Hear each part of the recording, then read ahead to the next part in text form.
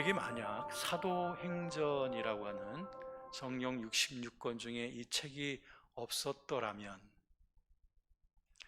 참 어떻게 보면 좀 아찔한 생각이 듭니다. 왜냐하면 사도행전이 없었더라면 우린 초대교회 때의 그 사도들의 행적, 그리고 교회가 처음 힘있게 세워져 나가던 그 모습들을 찾아볼 기회가 없었을 것 같다. 네, 물론 서신서들이 있지만 서신서들의 그 교훈의 내용만 가지고는 우리 사도행전의 모습을 충분히 상상하기가 어려웠을 거라고 생각합니다. 그런데 우리에게 참 신기하게도 초대교회 제일 첫 번째 주님께서 행하셨던 그 모습의 현장을 이 성경 속에 편집되게 해주셔서 우리로 하여금 지금부터 2000년 전에 그 초대교회의 처음 사건들과 그 모습들을 생생하게 볼 수 있게 되었다는 것, 이것이 오고 오는 세상 속의 모든 교회들이 이 초대교회와 같은 그 교회의 모델, 그 원형적인 모델을 추구하는 많은 목회자들과 성도들에게 아주 중요한 지침을 주는 그런 좋은 우리의 책이라고 생각합니다. 저는 사도행전의 기록들 한 장 한 장을 읽고 묵상할 때마다 정말 우리에게 모든 사건들이 다 놀라움과 그 하나님의 역사하심에 대한 아주 큰 기대를 불러 일으키곤 해주죠. 특별히 오늘의 본문 말씀에 보면은 또 하나의 충격적인 교훈을 우리가 부인할 수 없게 되는데요. 그것은 초대교회의 그 놀라운 복음 증거와 교회 확산의 활동 속에는 그 초자연적인 기사와 이적과 함께 특별히 강력한 치유의 능력이 아주 매우 일반적으로 나타났다고 하는 사실입니다. 오늘 12절 말씀은 그렇게 시작하고 있죠. 그 사도들을 통해서 많은 표적과 기사가 나타났다. 예수님께서 이 땅에 계실 때에도 제자들을 둘씩 짝지어 동네로 보내면서 그들에게 병든 자들을 치유하고 더러운 귀신들을 쫓아낼 수 있는 능력을 주시고 그들에게 복음을 증거하라고 보내셨던 적이 있었습니다. 이처럼 복음 전도자들에게 나타나는 그 기사와 이적이라고 하는 그 능력은 하나님이 복음 전한 자들과 함께 계신다고 하는 아주 확실한 증거가 된 줄로 믿습니다.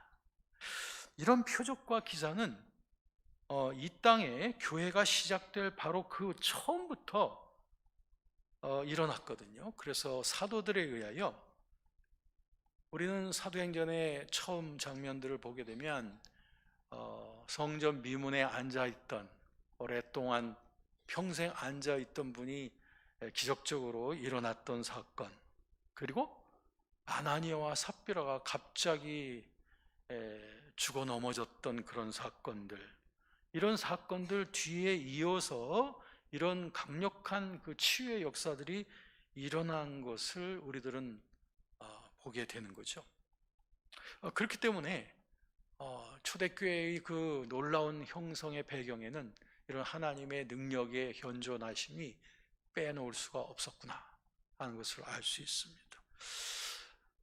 그런데 이런 질문들이 우리가 사도행전을 읽을 때 나올 수 있습니다. 그거는 초대교회 때의 일이었고 그건 사도들에게만 국한된 일이 아니냐? 우리가 복음 전도한다고 해서 우리에게 이런 능력이 나타날 수 있겠나? 라고 하면서 초대교회와 우리를 분리를 한다든지 사도들과 우리를 구분을 짐으로 말미암아 우리가 그런 거룩한 부담으로부터 우리가 좀 제외되고 싶은 그런 마음이 있습니다. 그 초대교회 때야 물론 하나님께서 교회를 급속하게 확산시키기 위하여 아주 특별한 사람들에게 특별한 능력을 주셨던 거 아니겠는가? 라고 말이죠. 그러나 우리 주님께서는 사도들뿐 아니라 마가복음 16장 17절 18절 말씀해 보면 모든 믿는 자들에게 이런 표적을 주셨다라고 말씀하시고 있으며, 특별히 마가복음 16장 마지막 절은 이렇게 증언하고 있습니다. 제자들이 나가 두루 전파할세 주께서 함께 역사하사 그 따르는 표적으로 말씀을 확실히 증언하시니라. 여기에서 사도들만 말한 것이 아니라 믿는 모든 제자들을 말한 것이죠. 그러므로 우리들은 그리스도의 제자들이시죠. 우리들은 결코 여기서 제외가 될 수가 없습니다. 이 기사와 이적은 사도들에게만 국한된 것이 아니라 모든 믿는 자들에게 허용되어진 하나님의 임재의, 또 하나님의 현존하심의 그 표적인 줄로 믿습니다.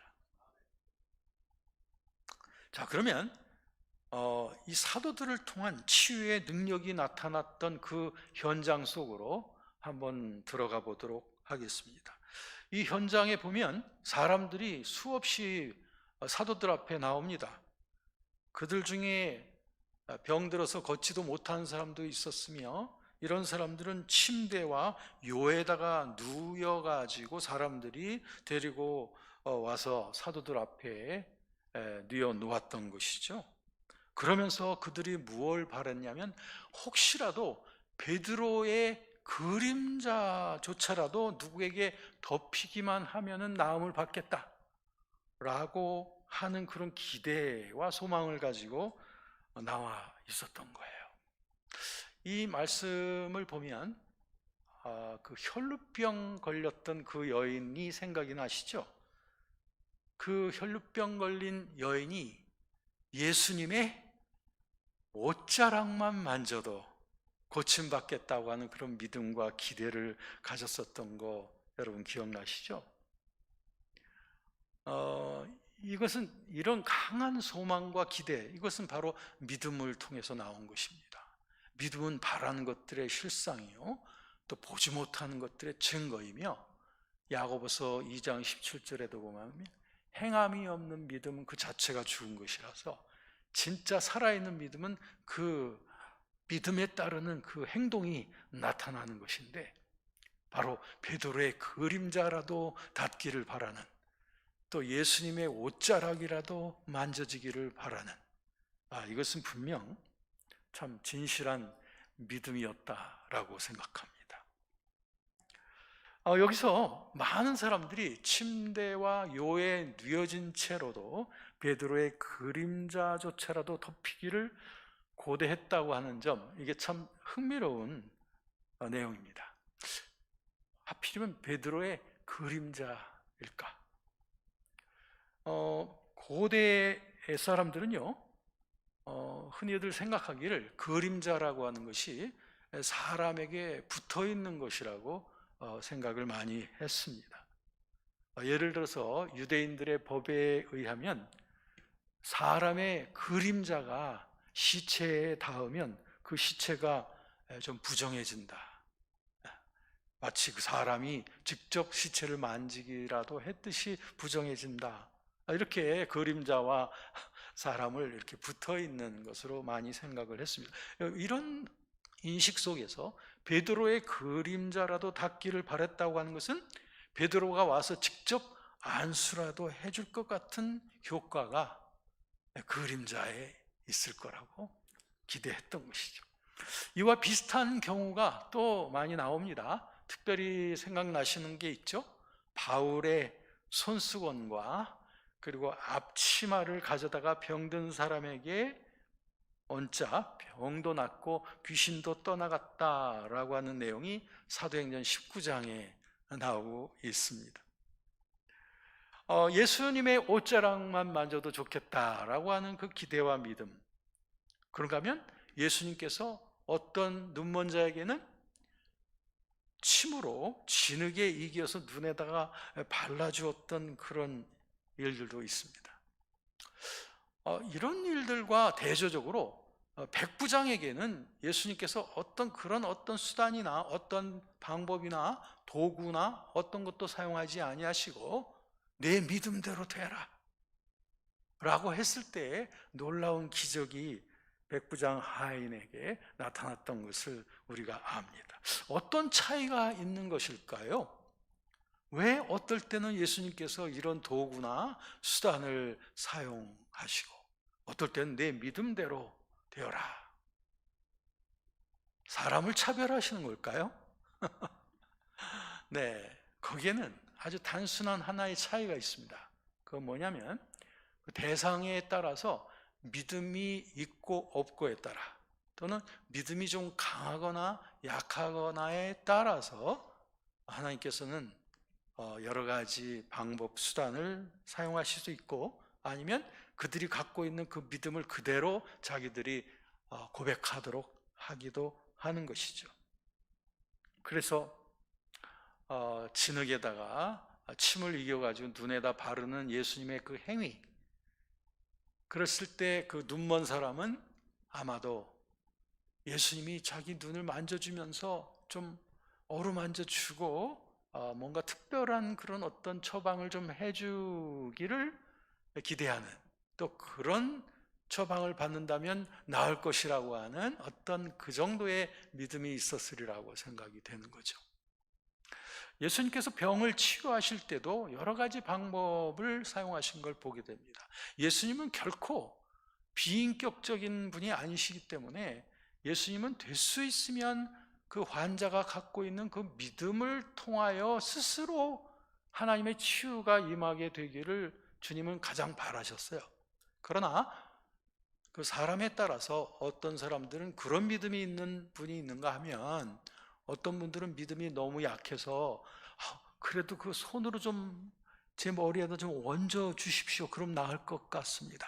라든지 아니면 예수님 옷자락 한 조각만이라도 제가 좀 만지기만 하면은 그 예수님의 능력으로 나을 거예요. 라든 믿음을 갖고 있다든가. 심지어는 전혀 믿음이 없는 사람들도 예수님은 치유하신 적들이 많이 있죠. 그럴 때는 예수님께서 일방적인 귀신을 쫓는다든지 명령을 통하여 치유하시는 그런 경우들이 있습니다.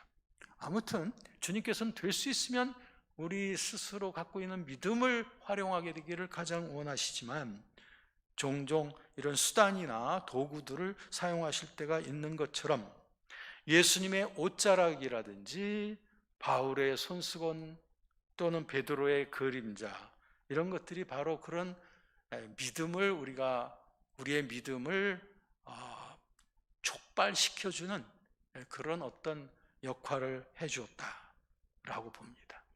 그런데 이런 성경의 기사들이 있다 보니까 어떤 이상스러운 부흥사들이 그런 것들을 쫓아서 하는 경우들이 있습니다. 예를 들면 어떤 부흥사는 치유의 능력을 베푼다고 자 손수건을 갖다가 이렇게 머리 위에다가 이렇게 얹어놓고 치유를 한다고 합니다. 그런가 하면 저고리를 벗어가지고 휘두르면서 병고침이 주어진다고 그렇게 말하시는 분도 있어요. 이런 것들은 자칫하면 거기 모인 분들에게 이상스러운 미신의 세계로 빨려 들어가게 됩니다. 주님께 대한 믿음이 아니라 어떤 특별한 사람을 신적으로 숭배하게 만든다든가 또는 아니면 어떤 특별한 도구들을 숭상하게끔 만드는 거죠. 그래서 심지어 우리나라의 어떤 이단의 경우에는 그 신령하다고 하는 그 사람이 안수를 해가지고 물병에다 물들을 채워놓고 그걸 갖다가 비싼 값에다가 파는 거예요. 이 물을 마시면은 큰 효험이 있어서 어떤 병이든지 치유가 된다 하면서 엄청난 값으로 팝니다. 그런가 하면 어떤 사람은 그 손수건을 이게 특별히 신령한 사람이 안수를 한 거기 때문에 이 손수건을 사서 어디든지 환부에다가 얹어놓고 있으면은 치유가 된다. 뭐 이런 식으로 함으로써 성도들로 하여금 헛된 미신에 빠지게끔 오도하는 경우들이 있습니다. 우리가 어떨 때는 그 믿음을 촉발시키기 위해서 어떤 수단이나 방법이 필요할 때도 있습니다만, 이런 것들을 자주 사용하거나 또는 이런 것들을 신뢰하게 만들게 되면 결국에는 잘못된 믿음에 빠지게 되어지기 때문에, 예수님께서도 이런 일을 하실 때는 언제나 그 환자들의 믿음을 촉발시키고 하나님께 대한 믿음을 강화시키기 하기 위한 그 목적으로만 사용하셨던 것을 우리가 잊지 말아야 됩니다. 자, 이런 똑같은 일이 사도들의 그 치유의 현장 속에서도 있었다라고 하는 것이죠. 자, 오늘 그리고 이 현장에 보면은 어떤 사람들이 고침을 받았나를 보았으니 16절에 보니까 병든 사람과 귀신에게 괴로움 받는 사람이라고 했습니다. 여기서 병든 사람과 귀신에게 괴로움 받는 사람, 왜 이렇게 구분을 좀 하면서 설명을 했을까요? 여기서 병든 사람이라고 하는 것은 어떤 질병이나 사고로 인하여 특별히 신체에 큰 고통이나 질병이 있는 상태를 말합니다. 그런가 하면 귀신에게 괴로움 받고 있다는 것은 육체적인 고통도 포함될 수 있습니다만, 그와 함께 내적인, 정신적인 그런 괴로움을 겪고 있는 상태도 해당되는 거예요. 그러니까 이 두 가지 표현은 모든 종류의 고통과 괴로움을 다 포함하는 거예요. 육체적인 고통이나 정신적인 고통이나 모든 고통과 괴로움을 다 포함하여 이 모든 것을 포함하는 치유가 일어났다는 거죠. 자, 이런 고통에 시달리는 일은 고대인들에게만 있는 것이 아니고 오늘날 현대인에게 이 고통의 범주는 훨씬 더 넓어졌습니다. 이전에 비해 현대인들의 경우에는 육체적인 질병뿐 아니라 내적인 괴로움, 내적인 억눌림과 정신적인 그런 부조화로 인하여 고통을 겪고 있는 사람들이 훨씬 더 많아지고 더 영역도 넓어졌던 것입니다. 정신적인 질병, 특별히 인간관계로부터 오는 갈등과 고통, 사회적인 문제들, 이런 것들이 현대인이 앓고 있는 심각한 내적 질병인 것입니다. 이런 것들이 다 사실은 여기 귀신에게 괴로움을 받는 사람이라고 하는 표현 속에 다 포함이 되고 있습니다. 여러분 생각해 보십시오. 육체적인 고통이든 또 정신적인 괴로움이든 그 원인을 살펴보면 사실은 그렇게 단순하지 않을 때도 많이 있습니다. 여러 가지 차원이 복합적으로 얽혀 있어서 그런 일들이 유발되어지는 경우가 있죠. 심리적인 정신적인 원인이 있을 수 있고 신체적인 원인이 있을 수 있으며 또 환경적인 요인으로 인하여 찾아오는 그런 고통과 질병도 요즘 많이 있고요. 사회적인 관계성 속에서 나오는 또 영적인 원인 등등. 그런데 그 여러 가지 원인들 가운데서 예수님께서는 이러한 문제들을 근본적으로 해결할 수 있는 방책은 바로 영적인 문제를 먼저 접촉하는 데 있다고 보았던 것입니다. 특별히 그 부분에 주목하고 계신 것을 보게 됩니다. 따라서 예수님과 함께 사도들의 사역이나 성경의 내용 속에도 보면 주로 이러한 영적인 문제를 그 원인으로서 주로 다루고 있는 것을 보게 됩니다. 이것은 다른 무슨 심리적 또는 신체적, 사회적 이러한 문제가 전혀 없다고 하는 말이 아니라, 그런 문제들이라 할지라도 그 문제의 근원 속에는 영적인 문제가 우선 도사리고 있다라고 하는 그런 통찰이죠. 그런데 그 영적 원인을 성경에서는 바로 귀신의 영향이라고 표현하고 있는 거예요. 귀신, 사실 귀신이라고 하는 단어를 생각하면 바로 무의식적으로 떠오르는, 우리 한국인들에게 무의식적으로 떠오르는 어떤 처녀 귀신, 또 여러분들이 만약에 중국 사람들이라면 중국의 강시, 또는 여러분들이 유럽에 계신 분들이라면 뭐 드라큘라, 이런 것들이 전례적으로 우리의 이미지 속에 깃들어 있습니다만, 이런 것들을 상상하면은 안 됩니다. 그렇다면 요즘 귀신이 어디 있어? 이렇게 돼버리고 마는 거예요. 귀신이 없긴 왜 없습니까? 그런데 이 귀신이라고 하는 그 단어를 오늘날 우리 현대인들이 좀 어필 좀 잘 이해가 되도록, 또는 피부에 맞도록 좀 다른 말로 좀 표현을 한다면, 최대한 우리들이 이해하기 가깝게 표현을 다시 한다면, 귀신이란 이 세상에 작용하고 있는 어떤 파괴적인 에너지의 흐름. 이게 좀 너무 깁니까? 아니면 조금 더 간략하게 표현한다면 어두운 영적 에너지라고 말하면 어떨까 생각해 봅니다. 물론 이 에너지의 근원 속에는 마귀의 의도에 의하여 움직이는 그런 속성이 있지만 말이죠. 즉, 영적인 차원에서 볼 때 사람들은 이 어두운 영적 에너지, 즉 귀신들로부터 괴로움을 받는 경우가 아주 허다하다는 거예요. 우리가 귀신이라고 하는 단어로 우리가 설정을 하게 되면 우리하고 굉장히 관련이 없는 것 같이 느껴지게 됩니다. 왜냐하면 우리가 갖고 있는 귀신이라고 하는 것에 대한 고정적인 이미지 때문에 그래요. 그러나 성경에서 말하는 귀신이란 처녀 귀신을 말하는 것도 아니고 드라큘라를 말하는 것도 아닙니다. 이것은 사단의 영역, 사단의 영향력을 말하는 것인데, 그것을 귀신이라고 하는 것이니 그것을 이러한 파괴적인 영적 에너지라고 만약에 달리 표현한다면 우리에게 조금 더 가깝게 피부에 와닿겠죠?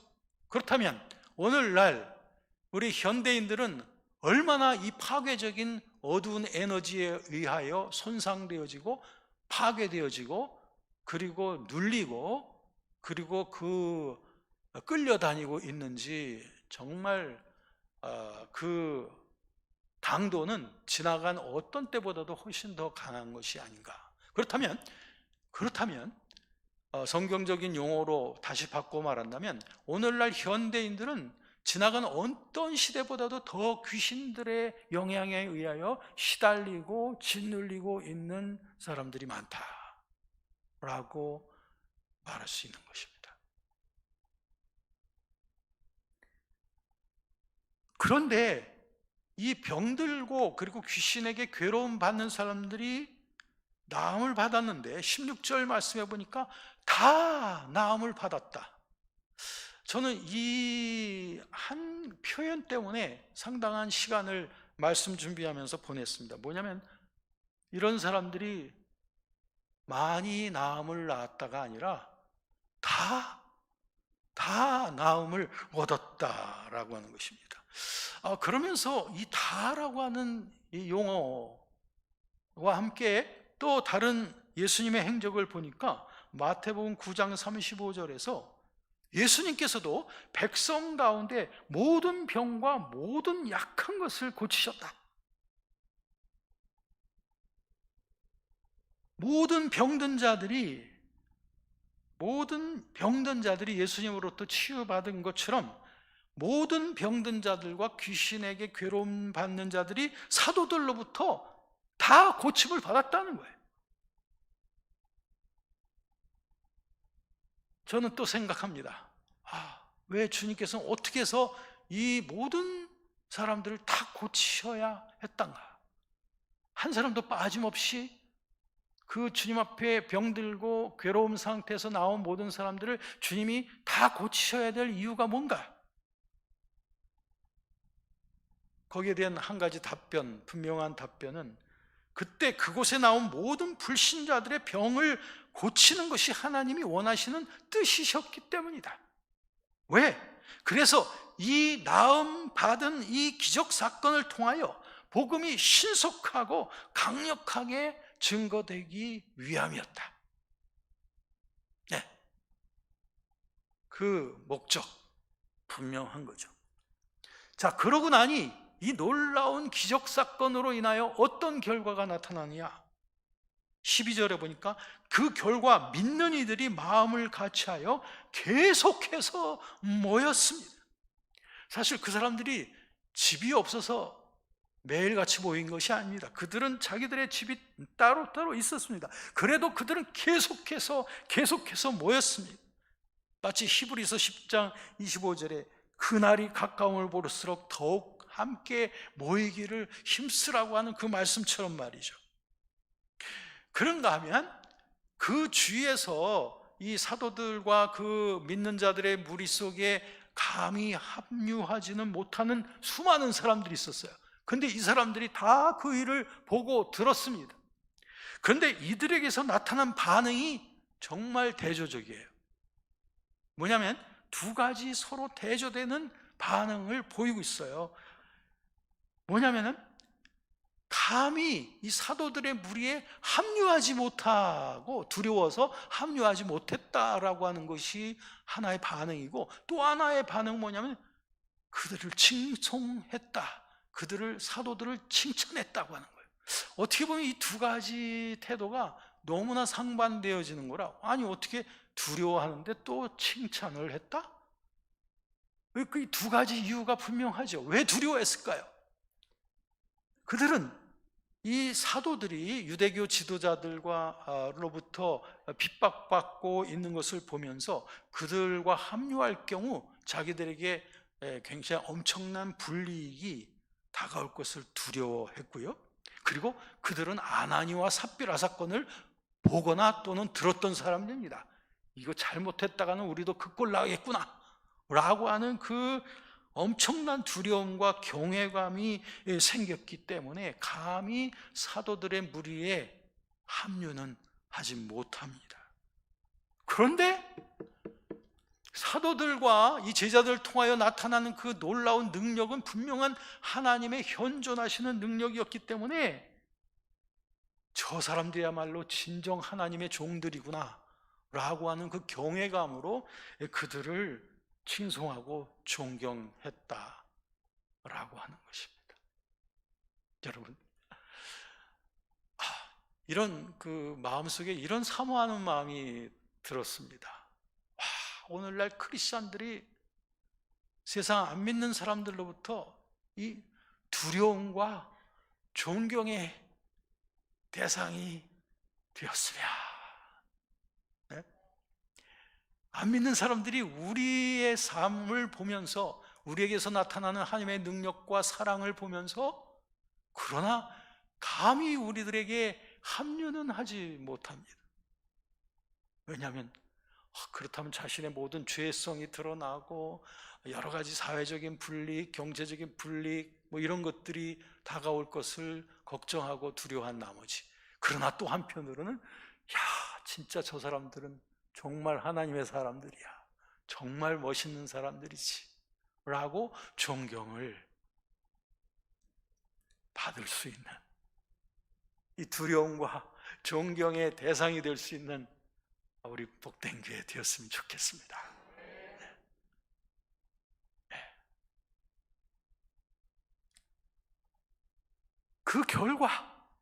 그 결과 더욱더 많은 남자와 여자들이 주님을 믿고 믿는 수가 점점 더 늘어났다. 14절입니다.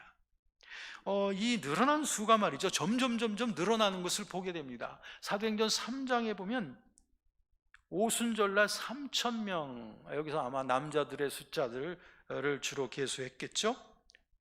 그런 다음에 4장에 보면 또 남자들의 숫자만 5,000명으로 늘어납니다. 그러니까 오늘 5장에서 이런 놀라운 기적 사건이 일어났을 때는 적어도 1만 명 이상, 그것도 남자들의 숫자들이 1만 명 이상 모인 것으로 우리가 추측을 할 수 있습니다. 엄청나게 많은 사람들이 운집을 했습니다. 그 예루살렘에 있던 어떤 회당도 이 사람들을 다 수용할 수 있을 만한 그런 크기의 회당이 없었어요. 그래서 그들은 예루살렘에서 제일 넓은 곳, 즉 헤롯 성전의 이방인의 뜰이라고 부르는 그 솔로몬 행각에 모여서 계속 그 엄청난 인파가 같이 예배를 하게 된 겁니다. 이 당시에는 아직까지는 크리스천들에게 대대적인 박해가 일어나기 전이었기 때문에 아직은 이런 엄청난 규모의 집회가 가능했었을 때예요. 이 놀라운 일들은 계속해서 일어나게 됨으로 말미암아 이후에도 몇 세기 동안이나 이 크리스천들을 통해서 나타나는 이 엄청난 능력과 그들에게서 나타나는 그 사랑, 이런 것으로 인하여 심지어는 로마 제국의 수많은 관료들까지도 이런 두려움을 가지고 크리스천들과 교회를 바라보게 되었던 것이죠. 그리스도인들에게서 나타나는 강력한 하나님의 능력뿐 아니라 그들이 진심으로 사랑과 선행으로 살아가는 모습들을 보고 주님께 돌아오는 사람들이 로마 제국 내에 수없이 일어나게 됨으로 말미암아 마침내 로마 제국 전체가 기독교를 공적으로 인정하는 날이 오게 되어진 거죠.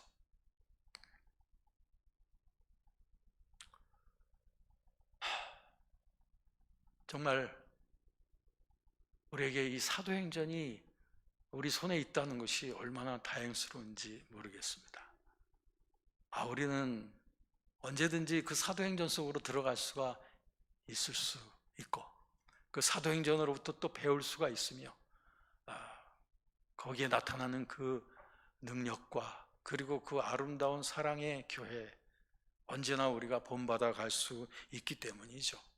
여러분, 오늘 이 사도행전 5장의 이 기적의 현장을 저와 함께 방문하시면서 여러분들 어떠한 생각을, 어떤 다짐을 갖게 되시나요?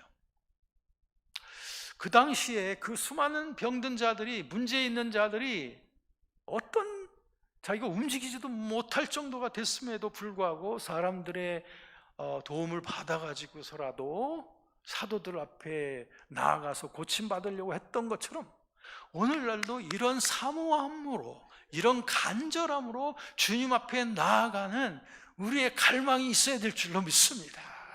이런 치유와 기적은 아무 때나 아무에게나 일어나는 것은 아니에요. 그러나 진정한 갈망과 믿음과 기대가 있는 곳에 하나님께서는 일하실 줄로 믿습니다. 네, 그때 수많은 불신자들이 나와서, 문제 있는 많은 사람들이 나와서 전부 다 치유를 받았던 것처럼 오늘날도 우리가 주님 앞에 이 간절함과 기대와 믿음을 가지고 주님의 살아계신 능력을 의지하며 나아가는 자들이 이런 치유의 은혜를 받게 되는 줄로 믿습니다. 물론 여기서 한 가지 우리가 꼭 전제해야 될 것은 병 낫는 것만이 하나님의 뜻은 아니라고 하는 것, 이것을 여러분들 분명히 전제해야 됩니다. 하나님은 의사가 아닙니다.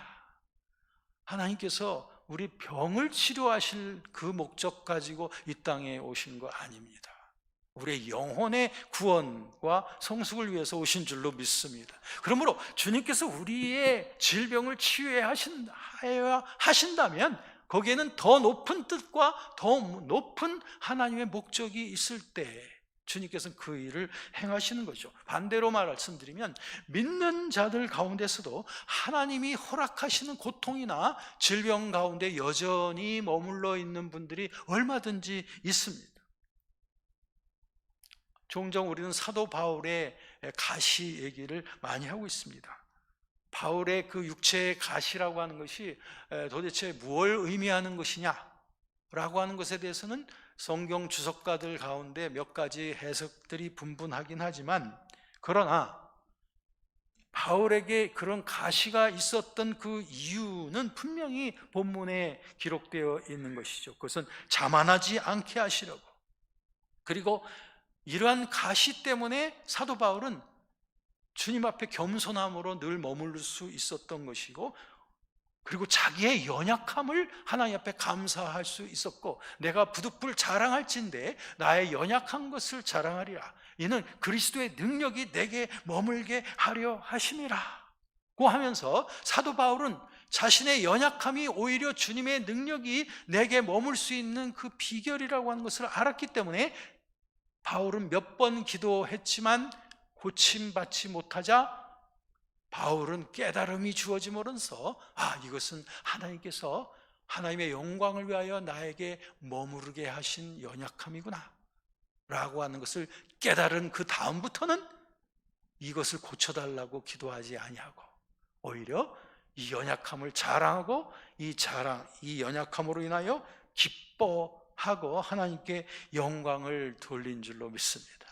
그러므로 때로는 또는 혹자에게는 주님께서 낫지 않는 병을 계속 머물게 하실 때가 있습니다. 그런데 거기에는 분명한 목적이 있으니 그것은 연약함 속에서 주님의 능력을 더욱더 찬양하고 그리스도의 능력이 그들의 삶과 사역에 더욱더 머물게 하려 하심이라.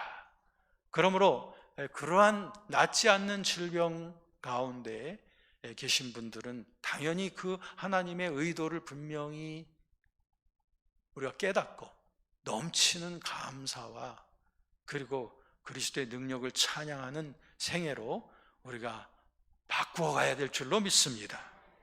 이처럼 하나님께서 자신의 영광을 위한 목적을 위해서 우리에게 질병을 허락하시거나 머무르게 하시는 경우가 아니라면, 그것이 아니라면 초대교회나 지금이나 치유하시는 하나님의 뜻은 달라진 점이 없습니다.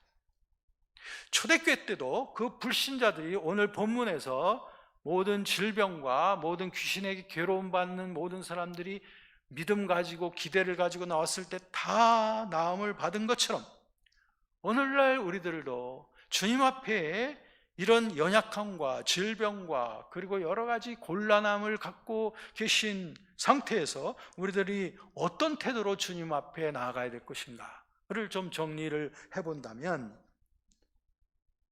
우리가 이런 연약함과 질병을 갖고 있는 우리들은 이런 태도를 당연히 가져야 됩니다. 뭐냐면 살든지 죽든지 나는 주님의 영광만을 위해서 살겠다고 하는 삶의 목적이 분명해야 됩니다. 왜? 우리는 이미 그리스도께 팔린 자들 아닙니까?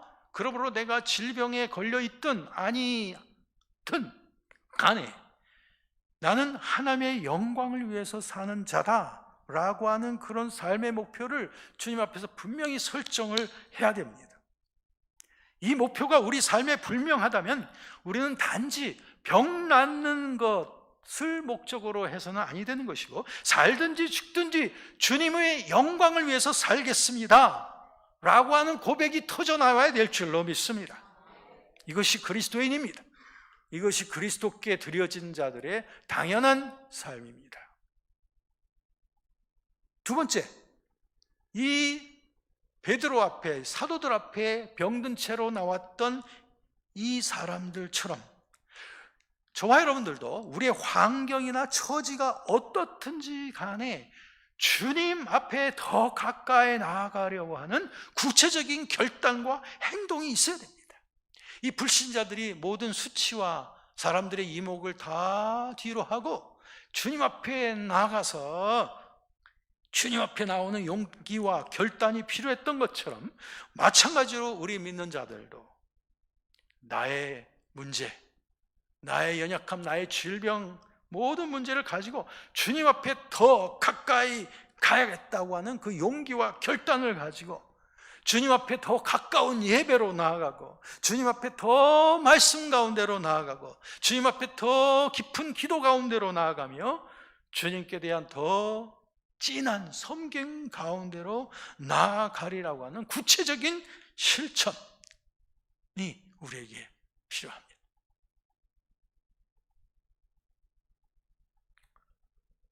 그리고 또 한 가지 더 생각해 본다면, 병이 낫든지 안 낫든지 주님의 나라를 위하여 헌신하며 땀 흘리는 자를 주님이 책임져 주실 것이라고 하는 기대와 소망을 가져야 됩니다.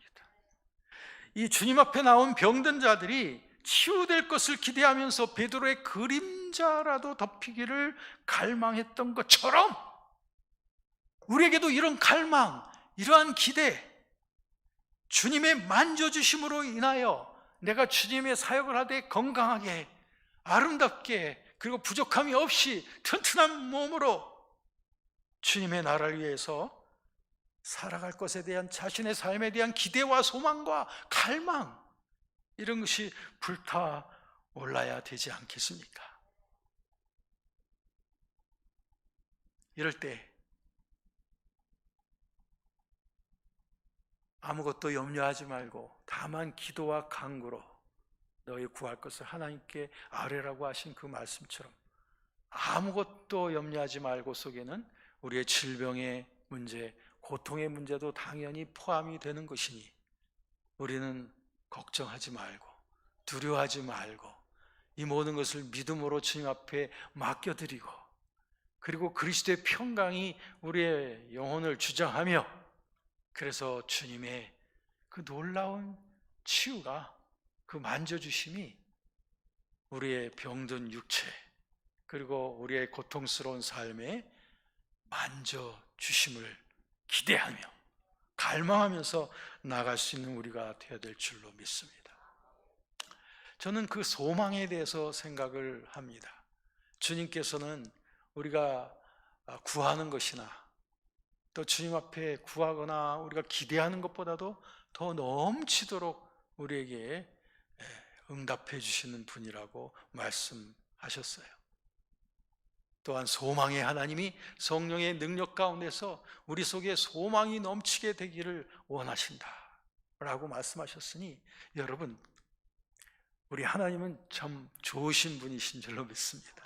우리 하나님은 거룩하고 온전하신 분인 줄로 믿습니다. 우리 주님 앞에 구하지 못할 것이 없으며 주님을 기대하면서 소망 품지 못할 일이 없습니다.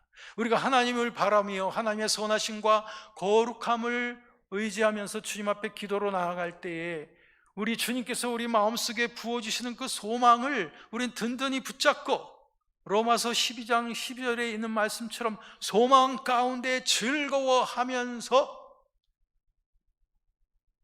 나아갈 때 우리 하나님께서는 그 우리의 기대와 소망에 훨씬 더 넘치도록 응답해 주실 것을 기대합니다. 그리 아니하실지라도 우리는 주의 것임을 고백합니다. 그리 아니하실지라도 나는 주의 영광을 위해서 사는 자임을 고백합니다. 초대교회 성도들처럼 두려움과 존경을 한 몸에 받았던 그 초대교회의 전도자들처럼 우리들도 갈망합니다. 우리들도 세상 무사람들로부터 이 두려움의 경건과 두려움의 대상이 되었으면 합니다. 그들로부터 이 우리들의 그 사랑과 진실한 선행으로 인하여 그들로부터 오는 그 존경의 대상이 되었으면 좋겠습니다.